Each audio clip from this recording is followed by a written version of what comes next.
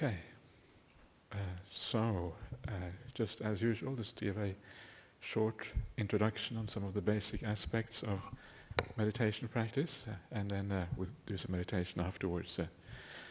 So, as always, it's always, as I always say, good to start to focus with the body.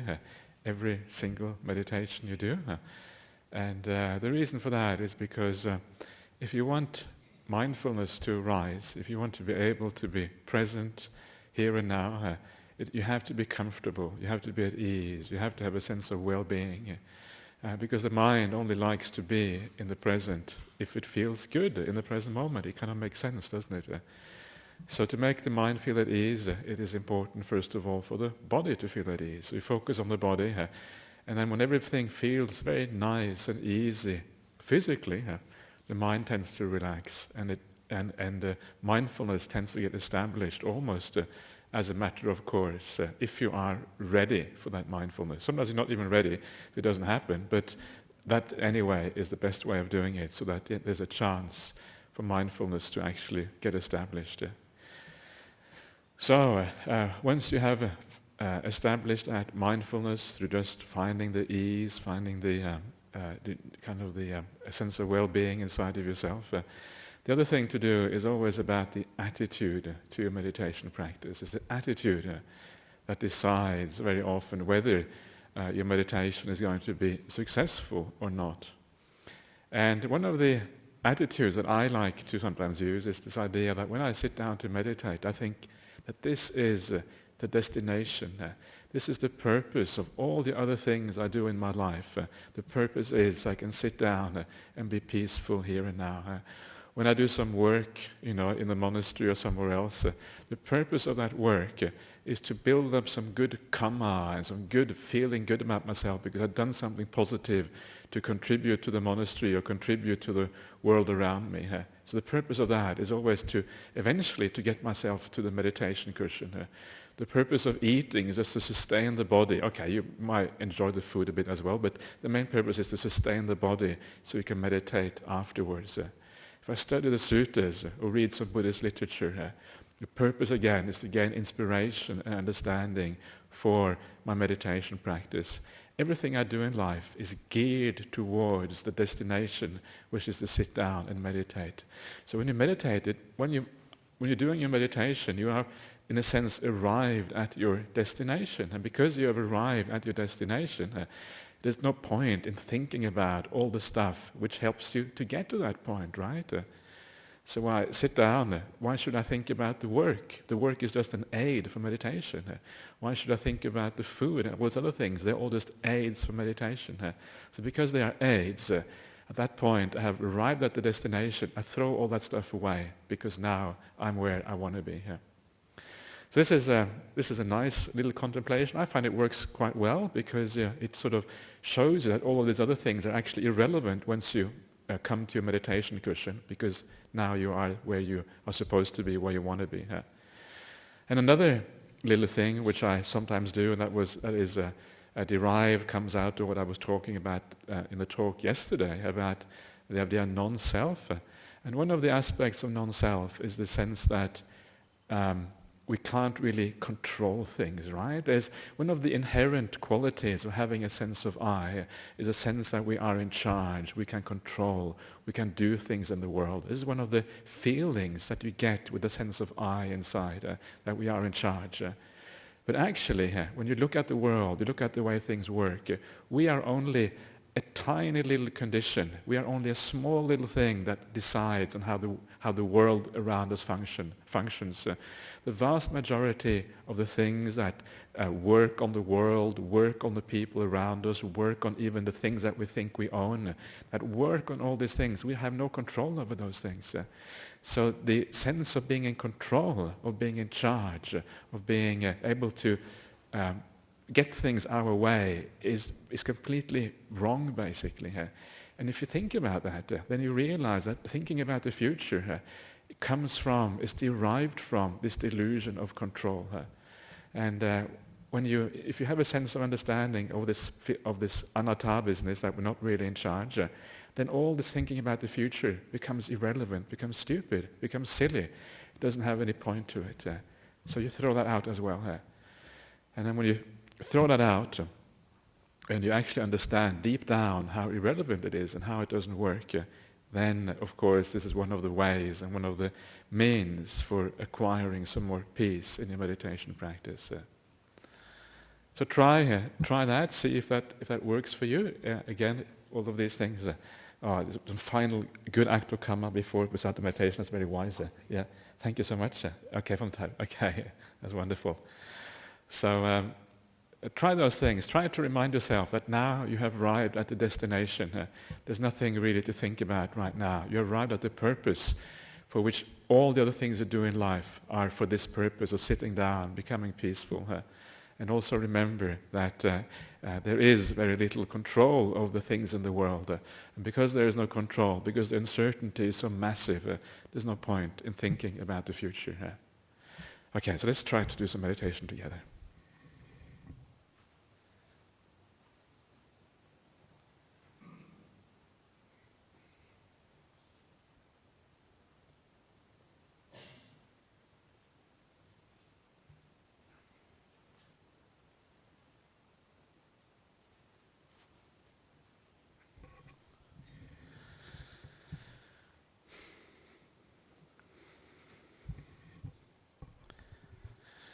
Okay, so just start off by relaxing, by being comfortable.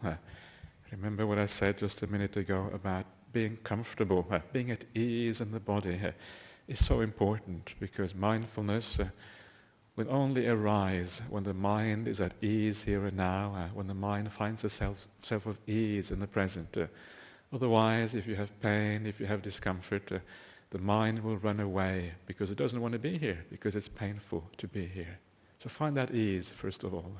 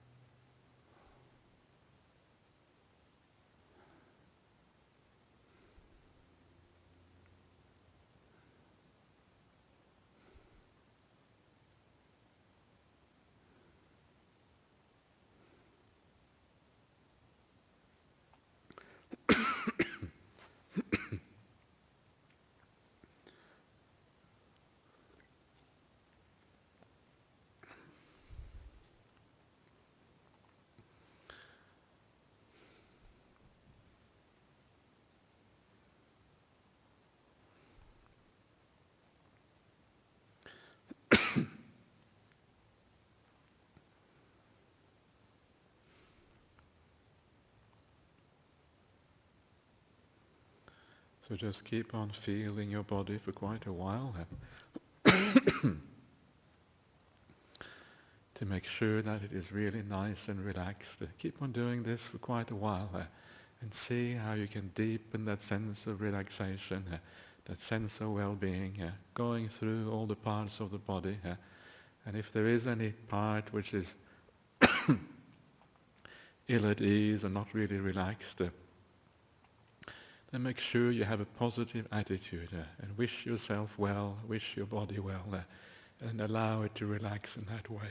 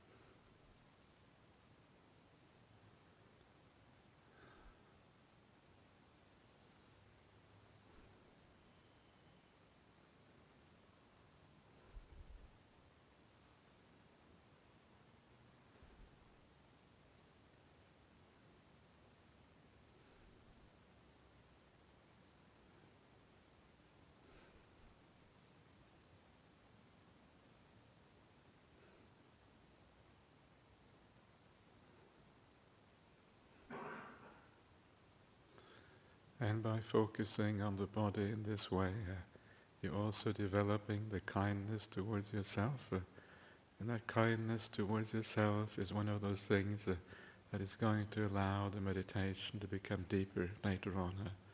So all of these things are pointing you in the right direction. The kindness, the ease, and the relaxation.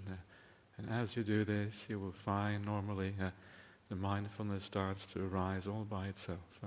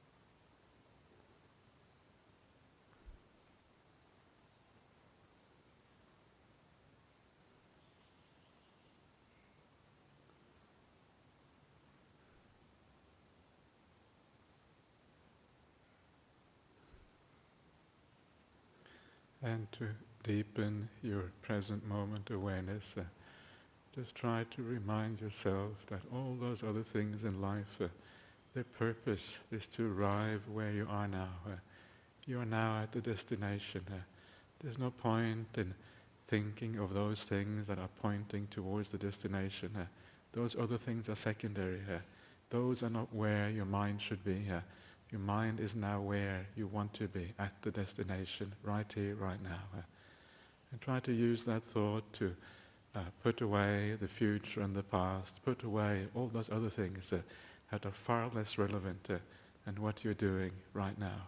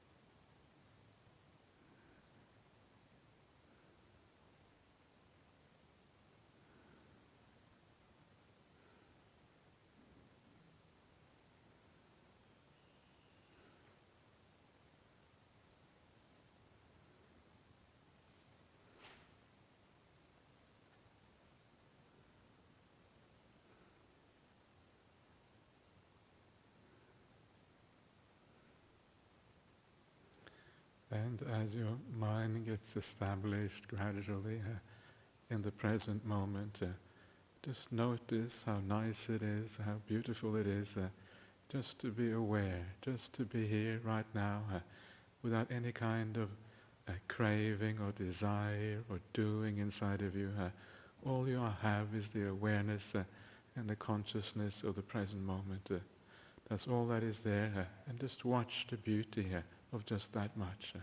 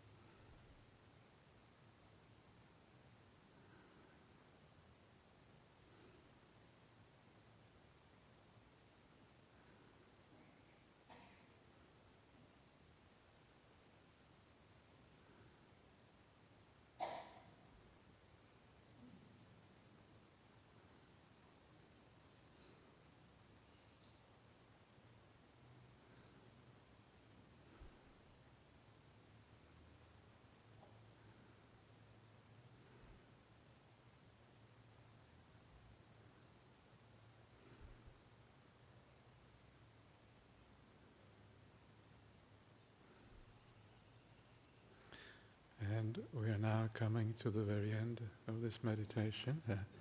So at the very end, just ask yourself, is there an improvement in your state of mind? And if there is an improvement, ask yourself about the causes and conditions that have led to that improvement. And if there is no improvement, or if there is a decline or whatever, then again ask yourself why that is. And in this way you come to take charge of your own meditation practice.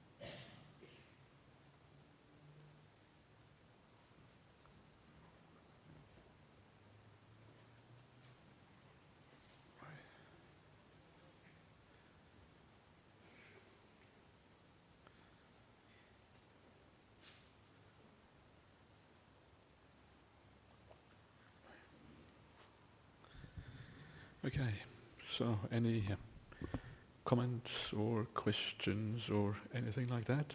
Anybody want to say anything? Nobody wants to say anything? Christina, you got some questions from outside of the center? Okay.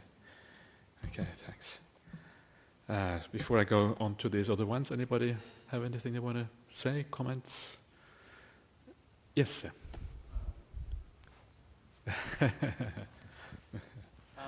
Yeah, just about the, I guess, sort of a dilemma almost between developing sensitivity more as I'm dropping into the meditation, and noticing the greater level of disturbance. Like it's almost that sort of paradox that I feel like I'm going backwards sometimes the more I'm going in. What kind of disturbance do you mean? Just noticing that busyness of the mind, of thinking in particular. Thinking, okay. Yeah, because you're becoming peaceful, you're becoming more aware, basically. Yeah. So just how to, any advice on how to handle that? It's just that you're becoming aware of what's happening, you're becoming aware of reality. That's the problem. So it's not a problem, actually. It's actually not going backwards at all, it's actually going forwards. It's just that you are starting to see what has been there all the time, which you couldn't see before. That's really all it is. So it's good. Just keep doing that. And this is just one kind of step on the way. And it's almost like you have to go through to see. You have to see things the way they are before you can let go of those things. You have to know things first before you can actually go beyond them, right? This is what is happening here. You're getting to know yourself, getting to know your mind, and then you can go beyond that afterwards. So you're doing the right thing. So just don't worry about it. Just be aware of it. If you start to get worried about those things, then you start to involve yourself again, and you start to try to control it, try to make it one way or another way. And if you do that, it make it worse. So just accept it. It's okay. This is what you are. It's fine. Everybody's like that to some extent, right? We're all the same in the same boat. So you're doing well here. Okay. Anybody else? Want to say anything? Everybody else? Okay? Yeah. Okay. So let's see what these questions from overseas, what people have to say. This is question number 1 is from Nick in the US. And he says that some people who believe that the mind is just a product of the brain say that meditation experiences are nothing but how the mind feels when it's getting less oxygen, which also causes gradual shutdown of the brain, which is perceived as shutdown of the senses and the will, etc. Pilots under high G forces and people under near-death experiences go through the same stages. Could you please comment? Okay, well, this is because of the kind of materialist kind of paradigm, if you like, or the materialist worldview that many people have in our day and age. So they want to explain everything in terms of the brain, right? The brain is kind of paramount. Material reality comes first, and the mental reality is a function of material reality.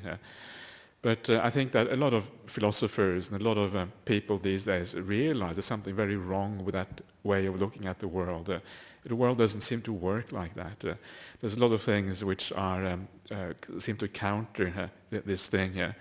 So, and of course, one of the things that you see in meditation practice, yes, you say the senses shut down. That means that there's a lack of oxygen or whatever to the brain. But the reality is that you become more aware when meditation deepens. You get more clarity.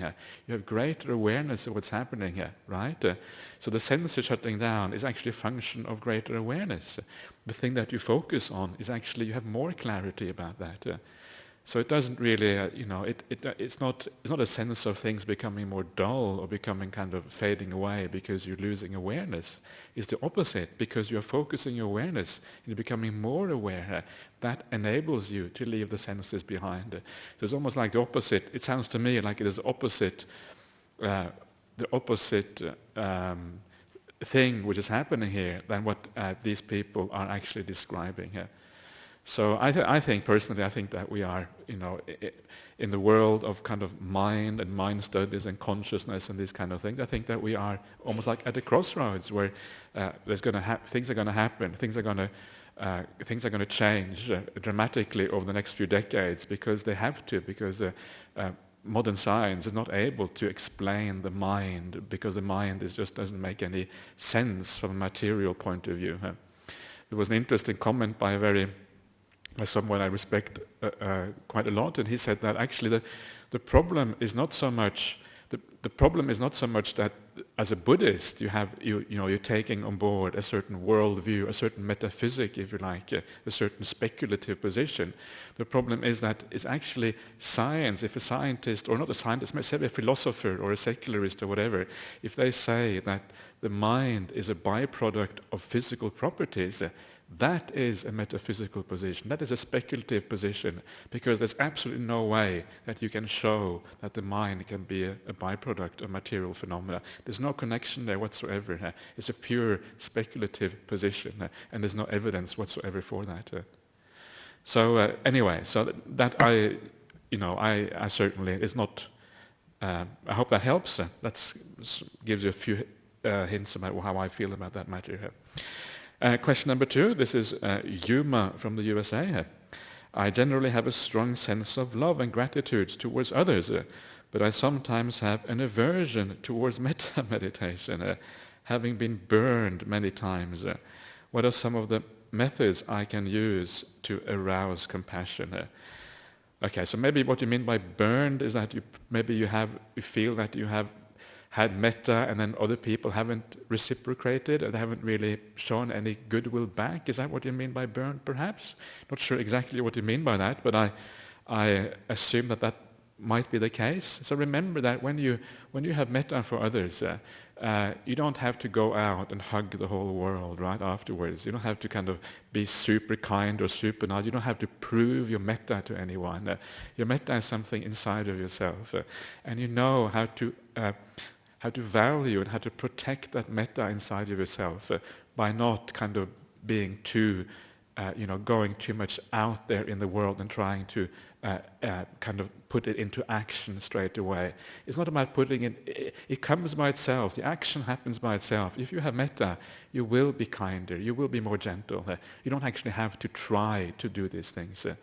And in this way, you will, by keeping it more to yourself, by internalizing it more and protecting it more, you will not be burning yourself so much when you go out into the world. So remember that the idea of metta, one of the problems here, is that sometimes people do metta, but it's a metta which comes from attachment. It's not a metta which is kind of separated from the object.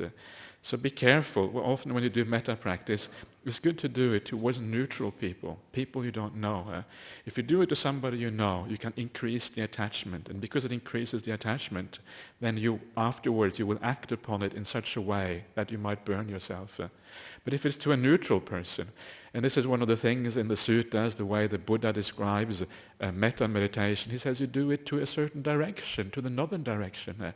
In the north, there's just all these faceless people. There's nobody with names there. Just people you don't know, right? And it's towards these people you don't know, these faceless people. You do metta to them. And you remember that out there in the world, there are lots of people with beautiful, wonderful qualities. And the way you know those qualities is by looking inside of yourself and reminding yourself of when you have these qualities coming up in yourself, you know that those qualities are also existing in other people. And you remember that, and you look towards another direction, and you know that those qualities are out there, and then you wish all those beings out there, you wish them well. And so in this way, you reduce the problem of attachment, and it becomes a more pure form of metta, and then the chances are you will burn yourself less afterwards because of that. So try some of those things and see if that works. And if it doesn't work, then you can come back again next week and maybe rephrase your question in a different way. Question number 3 is from Ellen from the US. I have been avoiding and afraid to meditate since I become depressed the death of a loved one. I have a lot of guilt, wish that I could have done more. I know that it comes from the sense of I, but when I close my eyes, all I can feel is guilt. Okay. I think often this is a problem here, is that very often we feel that we should have been more active in the world, we should have done something to stop somebody else from dying or whatever. If we had been there at the right time and said the right thing and so on and so forth, maybe that could have been avoided, and then we feel guilty afterwards because we didn't do those things.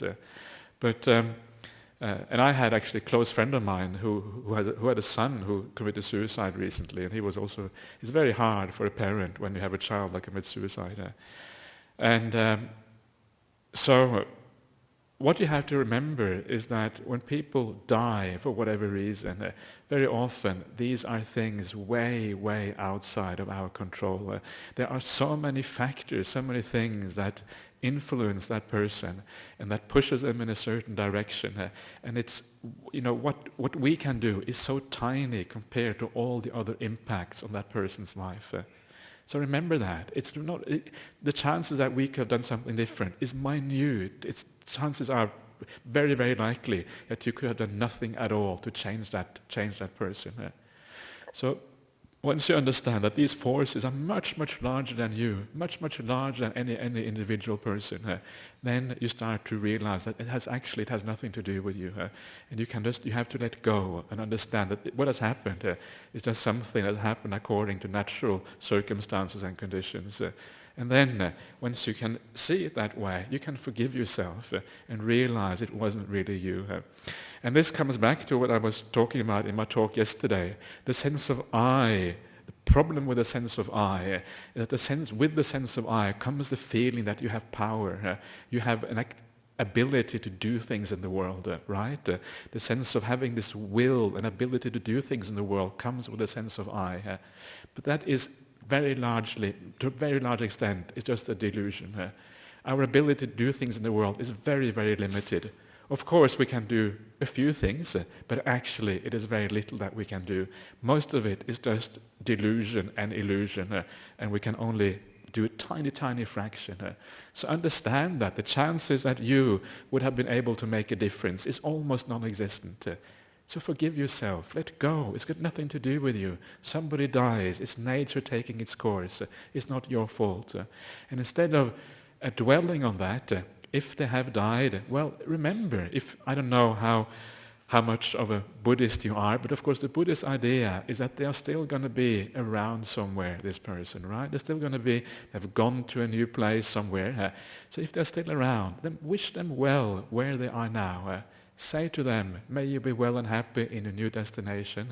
If you feel that perhaps you could have done something different, ask them even for forgiveness. Say to them, please forgive me wherever you are, whatever shortcomings that I may have had in a previous life. And I too grant you forgiveness for anything. So do something active like that and wish them well. And also understand that there's probably very little you could have done about these things. And in this way, you can gradually move away from the feeling of guilt. And then when you can forgive yourself fully, then you can also let go completely. And then you will be free of that past problem. Okay, so I hope that helps. Anything else anybody wants to say? Everybody okay? Okay, so let's pay respect to the Buddha Dhamma Sangha.